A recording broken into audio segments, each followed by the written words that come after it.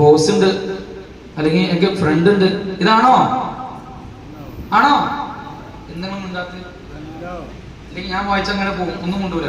ഞങ്ങൾ മുതുക്ക് നോക്കൂല, നിങ്ങളെ മുതുക്കൂല. അപ്പോൾ ആ നിലയ്ക്ക് സ്വഹാബത്ത് അത് കൃത്യമായി മനസ്സിലാക്കിയവരാണ് റസൂലുള്ളാഹി സ്വല്ലല്ലാഹു അലൈഹി വസല്ലം തങ്ങളുടെ കൂടെ കൂടിയ സ്വഹാബത്തുൽ കിറാം റളിയല്ലാഹു തആല അൻഹും.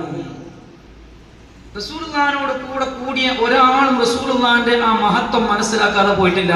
അത് സ്വഹാബത്ത് മാത്രമല്ല, റസൂലുള്ളാഹിൽ വിശ്വാസമില്ലാത്ത ആളുകൾ പോലും റസൂലുള്ളാഹിന്റെ ആ മഹത്വം നബി സല്ലല്ലാഹു അലൈഹി വസല്ലം തങ്ങൾ മനസ്സിലാക്കിയിട്ടുണ്ട്.